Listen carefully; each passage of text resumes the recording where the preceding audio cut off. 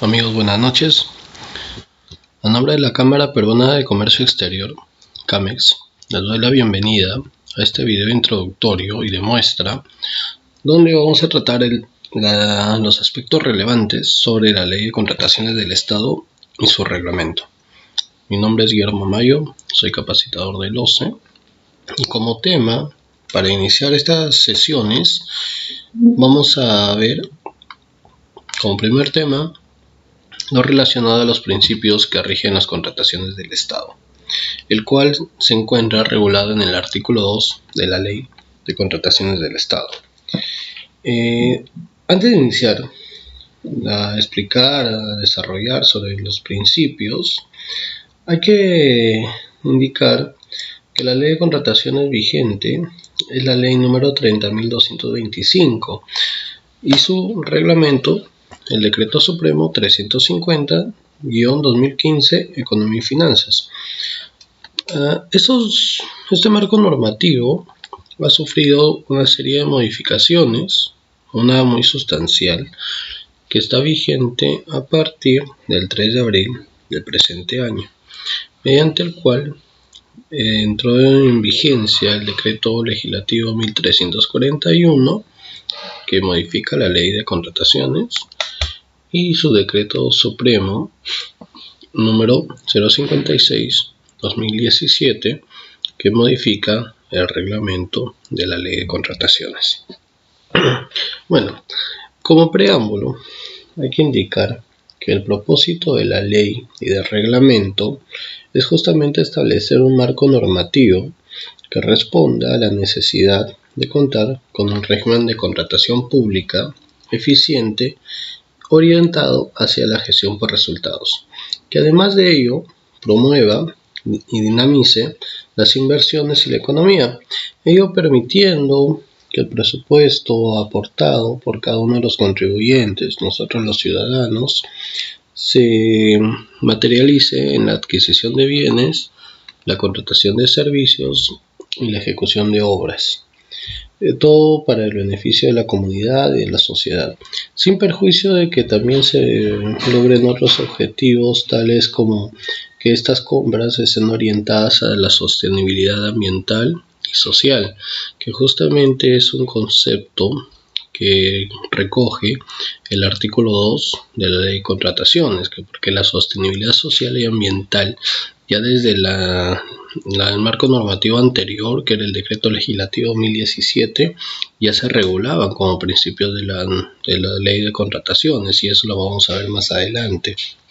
Entonces, los principales cambios en cuanto a los principios, se ha identificado algunos aspectos relevantes que requerían ser justamente modificados, de manera de que las compras se efectúen de manera oportuna, bajo las mejores condiciones de precio, de calidad, y asimismo buscar perfeccionar la regulación referida a la conducta de quienes intervengan o participen en los procedimientos de compra, ya sea de manera directa o indirecta, como proveedor o como funcionario o servidor público o tercero.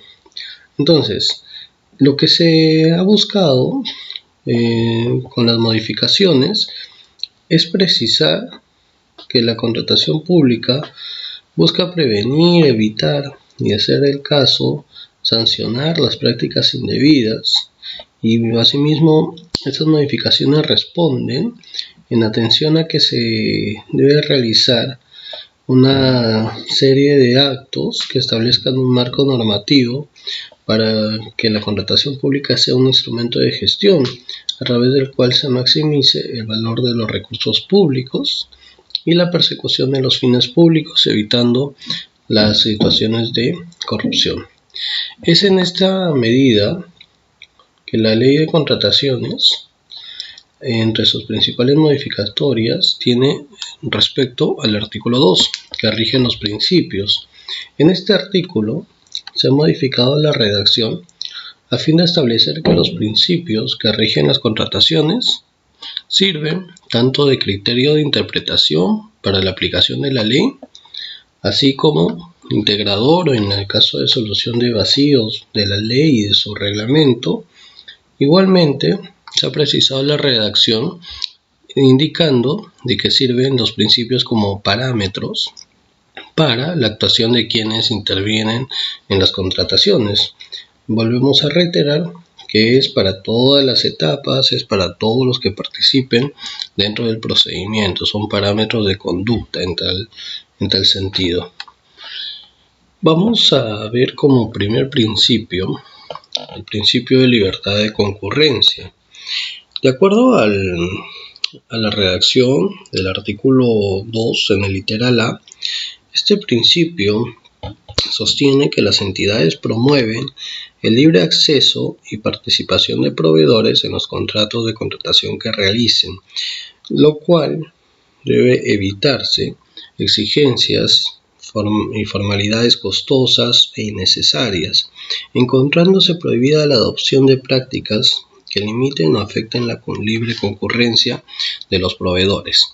En este aspecto, la libre concurrencia de proveedores la vemos limitada en 4 tipos de barreras, que justamente fue materia de un estudio previo a la entrada en vigencia de la ley 30.225, es decir, cuando la normativa anterior que regulaba la ley de contrataciones, que era el decreto legislativo 2017, se encontraba vigente, luego se hizo un estudio a través de sus órganos de línea, que es la unidad de estudios de mercado, mediante el cual se identificaron 4 tipos de barreras. Entre ellas tenemos barreras de orden técnico, barreras de orden económico, de orden administrativo legal y barreras informáticas. En la primera de ellas, en la barrera de orden técnico, se considera ese tipo de barreras a todos aquellos aspectos que estén relacionados directamente con las características del bien o del servicio. Estamos hablando del requerimiento del área usuaria, los cuales muchas veces impiden o desalientan o incluso dificultan el acceso al mercado estatal. Además de ello, podemos mencionar que, por ejemplo, en los requerimientos se pide experiencias excesivas o se piden requisitos excesivos, o también lo vemos reflejado en las tasas o en los costos que deben de asumir los mismos participantes para poderse registrar al procedimiento o acceder al expediente técnico en caso de obra. Todas esas barreras de orden técnico vienen referidas propiamente al requerimiento o a las especificaciones técnicas que desarrolla la entidad a través de sus áreas usuarias. Dentro de las barreras económicas, podemos mencionar que la conforman todos aquellos factores relacionados directamente con el costo asumido por el proveedor en el proceso de contratación, proceso de selección. Por ejemplo, acá estamos hablando de la exigencia de cartas fianzas, de los pagos que hay que realizar a la entidad, de las tasas que deben de pagar, etc. Entonces, son un sinfín de costos que debe asumir indirectamente el contratista, porque el proveedor. Entendamos de que al participar en un procedimiento de contratación, tú vas a tener que presentar una oferta, vas a tener que trasladarte hasta el lugar donde está la entidad, y a veces las entidades no se ubican en zonas accesibles o cuentan muchas veces con oficinas de enlace. Entonces, un poco el traslado encarece también el costo de participación para un proveedor o un potencial proveedor que quiera participar y acceder al mercado estatal. En la otra barrera de orden administrativo y legal, podemos considerar, por ejemplo, aquellas barreras o procedimientos administrativos que desalientan o dificultan el acceso al mercado estatal, estando dentro de ello la tramitación de documentos o certificados o constancias, las cuales resultarían innecesarias para su presentación resultaría necesaria para determinados estadios del procedimiento. Por ejemplo, si dentro de la documentación obligatoria te piden la presentación de determinadas constancias o registros que bien pueden ser solicitados únicamente al contratista o al ganador de la buena pro, lo piden como documento obligatorio, lo cual desalienta tramitar un documento sin tener la expectativa de que si vas a ganar o vas a perder esa buena pro. Entonces, si yo me estoy presentando, por ejemplo, en un procedimiento y veo que en las bases como documento obligatorio, vale decir de que si no lo presento, mi propuesta no va a ser admitida o va a ser calificada, o puedo ser susceptible de una descalificación, simplemente tengo que tramitar esa constancia. Entonces es una barrera administrativa, pero bien ese documento que me están pidiendo como obligatorio lo podrían solicitar al postor ganador de la buena pro, pero muchas veces se pone como documento obligatorio y eso desanima a que muchos proveedores puedan participar en el procedimiento. La última barrera que he identificado de este estudio son las barreras informativas o informáticas, ¿no? Esto se le considera a todos aquellos factores relacionados con el conocimiento que tiene el proveedor con el uso y aplicación de la normativa, uso de herramientas informáticas, conocimiento oportuno de las convocatorias, básicamente incluso acá podemos mencionar básicamente el uso y manejo del SEACE. El tema de las postergaciones o notificaciones a través del SEACE es otro tipo también de barrera. A veces las entidades registran el procedimiento en el SEACE y lo abandonan, o el mismo proveedor tiene que estar pendiente de cuándo se va a retomar el acto público, cuándo se van a retomar las etapas del procedimiento, lo cual también constituye una barrera, ya que para cada acto, cada procedimiento, recordemos que hay plazos establecidos que a veces no se cumplen. Entonces eso también desalienta en alguna medida a los proveedores, porque es una cuestión de que ellos invierten mucho tiempo o tienen una expectativa económica en ese procedimiento. Entonces son 4 tipos de barreras que podemos ir mencionando. Ese es en cuanto al principio de libertad de concurrencia. Veamos que hay otro principio también que se regula, que está en el literal B del artículo 2, que es el principio de igualdad de trato.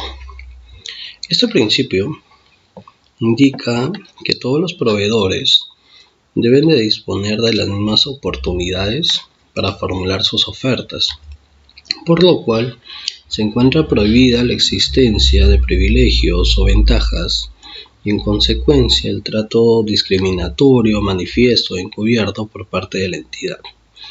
Este principio va a exigir que no se traten de manera diferente situaciones que son similares y situaciones diferentes no sean tratadas de manera idéntica, siempre y cuando exista una justificación objetiva o razonable.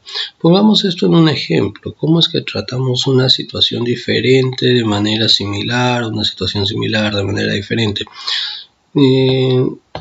Nosotros pongamos que estamos calificando una de las ofertas en un acto público. A un proveedor A le damos la opción, la oportunidad de que éste subsane su oferta sobre un documento que la norma te permite subsanar. El proveedor B tiene la misma condición, que tiene que subsanar un documento, pero a este no le permitimos. Ahí estamos haciendo una diferenciación discriminatoria respecto a un hecho que resulta ser similar, o en ese caso es idéntico o igual. Entonces, al dejarle de subsanar al proveedor A y no dejarle de subsanar al proveedor B bajo las mismas condiciones, porque a los dos les permite la norma subsanar determinados documentos, estamos actuando de manera indebida. Pero tengamos en cuenta que en este principio de igualdad de trato existe la denominada también de discriminación positiva. ¿En qué consiste ello? La normativa permite que a diferentes sectores o grupos o entornos de personas se les pueda dar una ventaja adicional respecto a determinados aspectos. Por ejemplo, tenemos el caso de las pequeñas o microempresas, las cuales tienen la opción de presentar garantías, presentar la garantía de carta fianza en forma de retención de pagos. Eso es una discriminación positiva porque la norma lo permite, porque tiene un propósito de favorecer a las micro y pequeñas empresas. O tengamos también a las empresas que tienen entre sus filas a personas con discapacidad. Entonces también es otro tipo de discriminación positiva y que está normado. Pero estos son hechos que están normados. Lo que te señala el principio de igualdad de trato, lo que te prohíbe es que tú, sobre situaciones donde haya no exista una discriminación positiva o no hay un sustento razonable, tú favorezcas indebidamente a un proveedor, como el ejemplo que poníamos del proveedor A y del proveedor B en el caso de subsanación de las ofertas. Otro principio es el principio de transparencia, el cual nos señala que las entidades deben de proporcionar información clara y coherente con el fin que todas las etapas del procedimiento sean comprendidas por los proveedores, garantizando la libertad de concurrencia y la contratación se realice en mejores condiciones de igualdad de trato, objetividad, imparcialidad. También este principio se reserva sobre determinados aspectos o excepciones del ordenamiento jurídico sobre la entrega de información o publicidad de información. La transparencia básicamente es que las reglas del procedimiento sean claras y entendidas por todos los proveedores. Tenemos en el primer ejemplo el acceso al expediente de contratación, salvo las excepciones señaladas en el reglamento. En otro ejemplo podemos decir los pedidos de informes requeridos por el OCE en mérito de sus acciones de supervisión. Ustedes pueden proponer otros ejemplos de transparencia dentro del procedimiento. Yo les diría, por ejemplo, que las bases del procedimiento no resultan coherentes o no queda claro cómo se va a desarrollar o cómo se va a ejecutar el contrato. El requerimiento es defectuoso, por llamarlo así. Entonces, todos esos aspectos en los cuales las entidades no brindan información clara, coherente de las etapas del procedimiento, constituye una vulneración del principio de transparencia, lo cual se encuentra normado dentro del artículo C del artículo 2 de la ley. Otro principio es el principio de publicidad. Este principio ya viene referido o enmarcado dentro de lo que es la publicidad propia y la difusión del objeto de la convocatoria, lo cual tiene la finalidad de promover la libre concurrencia y competencia efectiva, facilitando su supervisión y control, es decir, el registro de la información oportuna en el SEACE, lo que hablábamos dentro de las barreras del principio de libertad de concurrencia. Señalábamos que las entidades muchas veces publican el cronograma, lo modifican después y lo abandonan el proceso. Entonces, todas esas actuaciones, el no registrar oportunamente el otorgamiento de la buena pro, no registrar las bases, no registrar las consultas, observaciones, contravienen el principio de publicidad. Entonces, este principio está orientado básicamente a la difusión de las etapas de la convocatoria a través del mecanismo oficial que es el SEACE. Otro principio es el principio de competencia, el cual se encuentra en el literal E del artículo 2.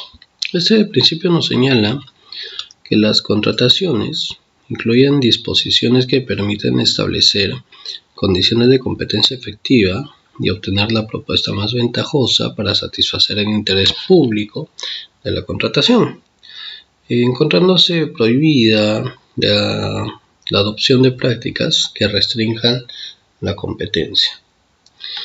Acá ponemos un ejemplo. Si tú requieres en las bases que determinados proveedores sean de la zona y que estos van a tener un puntaje adicional frente a otros que no son de la región, estaría restringiendo la competencia. Sería una manera de restringir la competencia a quienes no cuenten con esa condición. Entonces, la competencia entendamos básicamente que ya está referido en la etapa propia del procedimiento. Puede ser dentro de la fase de selección, puede ser en la fase de actos preparatorios, en la determinación del requerimiento.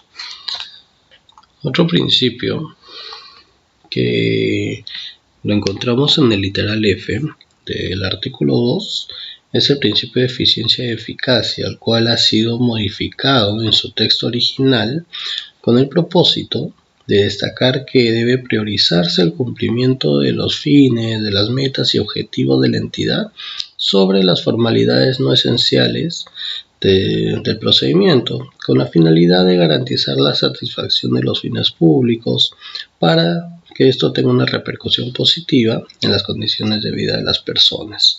Entonces, el principio de eficiencia y eficacia nos señala que el proceso de contratación y las decisiones que se adopten en su ejecución deben de orientarse al cumplimiento de fines, metas y objetivos de la entidad. Propongan un ejemplo de eficiencia y eficacia. Hay que diferenciarlos. La eficiencia es cumplir el objetivo, al igual que la eficacia. La diferencia en ambos es que tú eres eficiente cuando cumples esos objetivos haciendo uso óptimo de los recursos que dispongas. En cambio, tú eres eficaz cuando cumples con tus objetivos, pero no necesariamente has optimizado los recursos con los que cuentas. Entonces, el ser eficiente involucra tanto cumplir el objetivo como optimizar los recursos que tienes a la mano, por llamarlo de esa manera.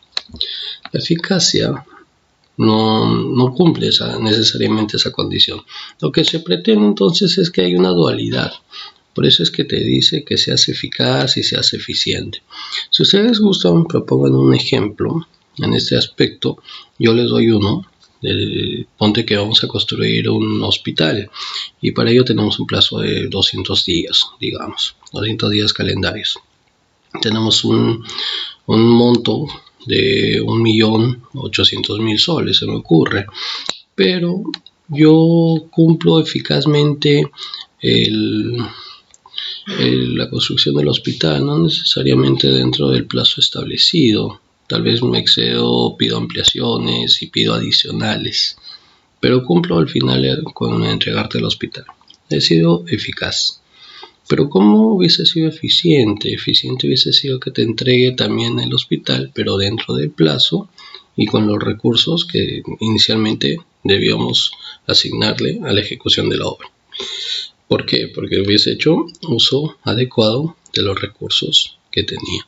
Entonces, ustedes propongan un ejemplo en ese marco para que más o menos interioricen cómo debería realizarse una contratación tanto con la eficiencia y eficacia que te regula la norma o te exige la normativa. Veamos, otro principio es el principio de vigencia tecnológica, que está referido básicamente a que los bienes, servicios y obras deben de reunir con las condiciones tanto de calidad y modernidad tecnológica necesaria para alcanzar la finalidad pública. Es por ello que acá te exige que los bienes, básicamente en los bienes que vas a adquirir, o también en los servicios que vas a contratar y obras que vas a ejecutar, cuenten con un determinado tiempo de vida, tiempo de duración de estos, con la posibilidad que, de ser el caso, se pueda adecuar, se puede integrar o repotenciar, ¿no? Si es que la tecnología ya no fuese existente, ya que los avances científicos, tecnológicos son muy variantes. Entonces, acá podemos señalar un ejemplo. Si yo voy a comprar computadoras como esta, tengo que ver si esta funcionalidad de mi computadora va a seguir sirviendo de acá a 1 año, o 3 años, o 5 años. Es decir, que ya no este bien no me sea inútil, por llamarlo así, que ya no me sirva y lo tenga que descartar, sino que si es que cambia la tecnología para esa computadora en su funcionalidad, yo pueda repotenciarlo, pueda adecuarlo a esa nueva tecnología. Ustedes propónganse otro ejemplo. Les dejo ahí hay una resolución del Tribunal de Contrataciones donde señala, obviamente con la norma anterior, pero que se mantiene el criterio respecto al principio de vigencia tecnológica. Eso es lo que este principio de sostenibilidad ambiental y social es lo que hablábamos en la introducción, que es un principio que viene ya desde la norma anterior, desde el decreto legislativo 2017. ¿Qué nos señala ese principio? Nos dice que en el diseño, en el desarrollo de la contratación pública, se debe considerar criterios y prácticas que permitan contribuir tanto a la protección del medio ambiente como social y al desarrollo humano. Tanto la sostenibilidad social y ambiental son principios integradores, dado que, por ejemplo, ¿cómo podemos un caso de sostenibilidad social? Lo que hablábamos de la discriminación positiva, el favorecimiento a las MIPES en determinadas circunstancias, contratación de personas con determinada discapacidad que estén inscritas en el registro que maneja el Ministerio de Trabajo. Entonces, se pueden dar otros ejemplos. Ustedes propongan otros ejemplos de sostenibilidad social, es decir, cómo la normativa de contrataciones o las entidades a través de sus contrataciones pueden contribuir a que hay un impacto social dentro de las personas más vulnerables o más afectadas, personas afectadas dentro de la sociedad. ¿Cómo repercutiría?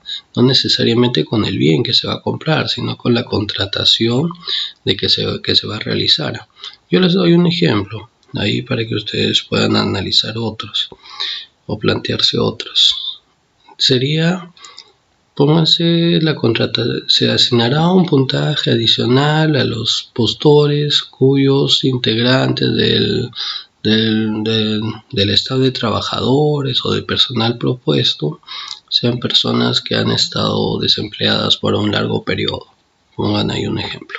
Entonces, esto contribuiría a que las empresas, para que armen sus ofertas, contraten a ese tipo de personas que han estado desempleadas durante un determinado periodo. Los contraten y puedan participar a fin de obtener un puntaje dentro de los factores de evaluación. Sería un tema de sostenibilidad social.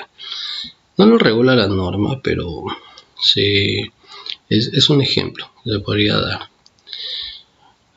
Otro tema respecto a la sostenibilidad ambiental es básicamente la adquisición de bienes o también servicios, como por ejemplo transporte, donde haya menor emisión que se contrate con vehículos que emitan menor cantidad de monóxido, que perjudiquen al medio ambiente. Entonces, básicamente la adquisición de productos biodegradables, el costo de la eliminación del bien, todo lo que sea menos perjudicial para el medio ambiente.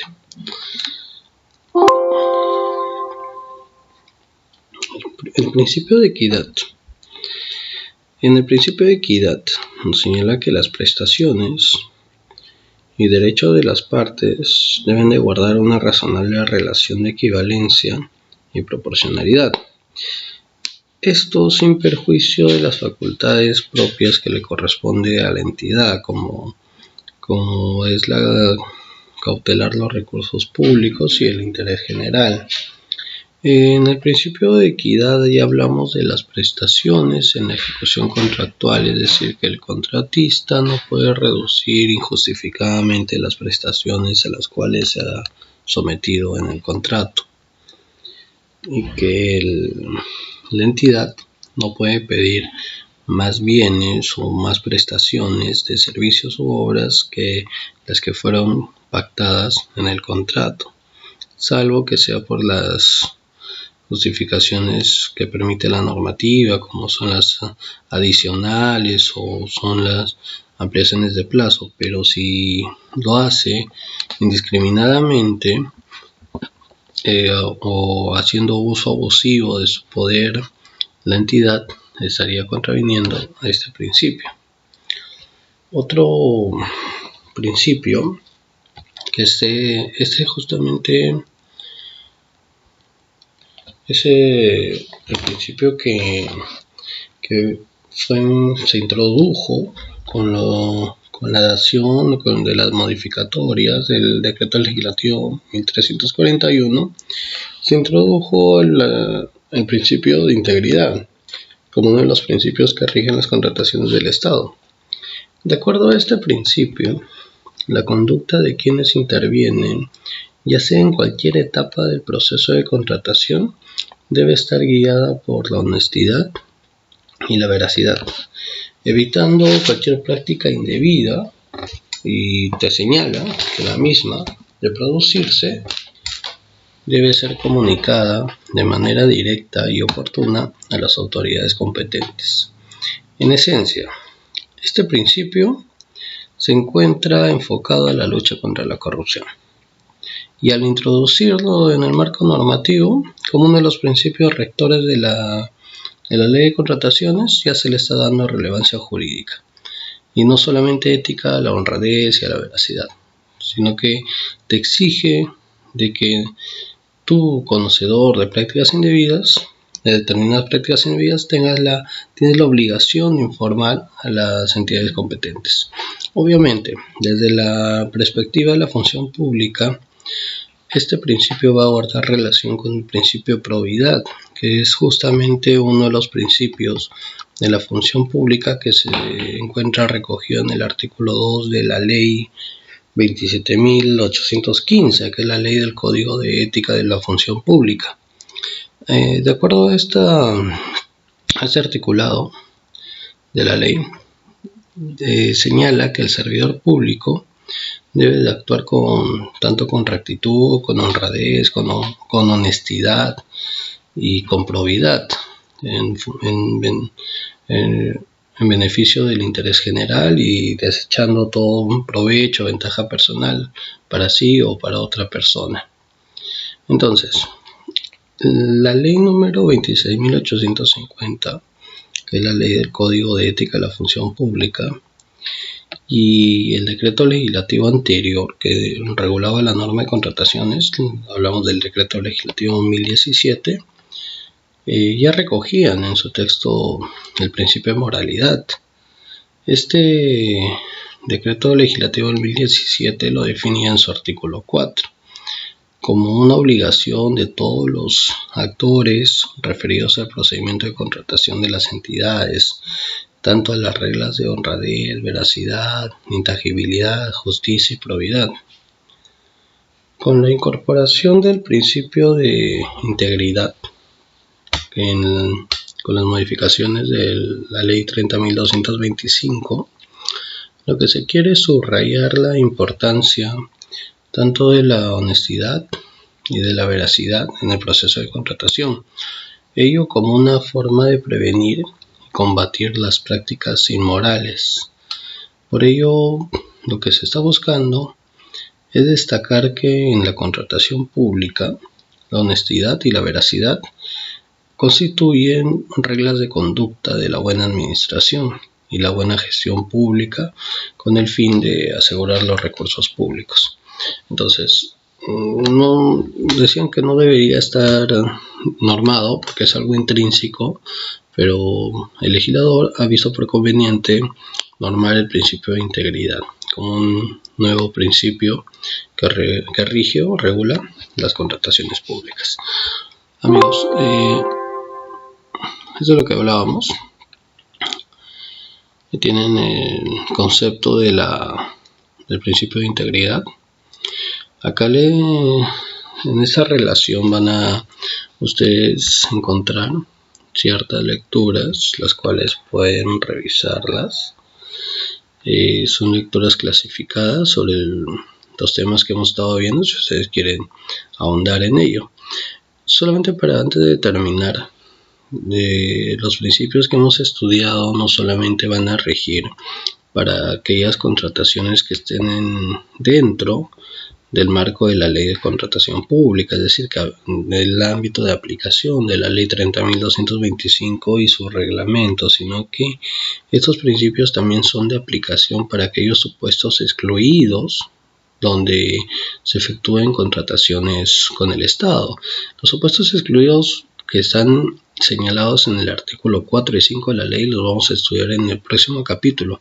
Entonces, para que tengan en cuenta que los principios que hemos señalado, tanto de integridad, de libertad de concurrencia, competencia, todos los indicados, rigen tanto para los supuestos incluidos y excluidos del ámbito de la ley de contrataciones. Un ejemplo de las contrataciones menores a 8 ítems. Tienen que ser de observancia los principios que hemos señalado, porque al inicio de la exposición decíamos que sirven los principios como integradores, son integradores, integran todo tipo de contratación, asimismo sobre los vacíos normativos y como parámetros. Entonces, tengamos en cuenta ello, tanto en nuestro quehacer diario, como en nuestro quehacer personal, ya que la integridad, que es el último principio que veíamos, no solamente te habla de ser una persona moral o una persona con probidad académica o profesional, sino también en todo ámbito, una persona íntegra, ¿no? En el ámbito personal, profesional, laboral, en lo que desarrolles en sí. Entonces les dejo esas lecturas y les agradezco por acompañarnos en esta sesión. Espero poder encontrarlos en la próxima sesión. Vamos a tocar el tema relacionado al ámbito de aplicación del artículo 4 y artículo 5 de la ley. Muchas gracias. Buenas noches.